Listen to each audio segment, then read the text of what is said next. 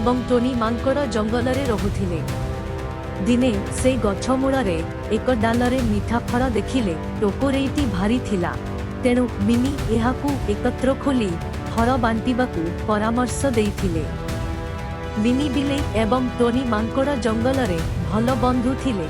दिने से एक डालरे फल पाइले, किंतु खोलिबा कष्टकर। मिनीको साहाय्यरे टोकरेईटी खोलीगला, किंतु फल दृश्यमान हेबा मात्रे टोनी लोभी होई एकुटिया खाइबाकू चेष्टा कला।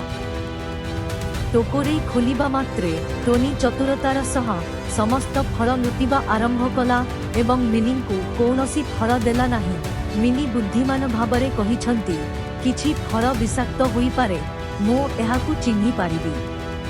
टोनी भयभीत होई मिनीको प्रथमे स्वाद चाखी देखिबाकू कहिला।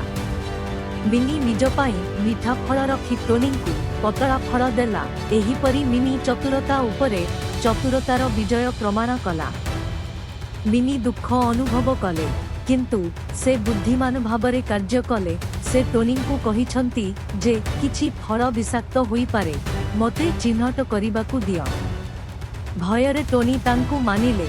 मिनी भल फल उभयंक मध्यरे समान भाबरे बांटिले एवं टोनी तांको भूल अनुभव कले। बुझीगले जे टोनी मिनीको क्षमा मागंती एवं सेमाने पुनर्बार भल बंधु हुअंती। एही घटना परे टोनी बुझीगले जे बंधुतारे सच्चोटता गुरुत्वपूर्ण।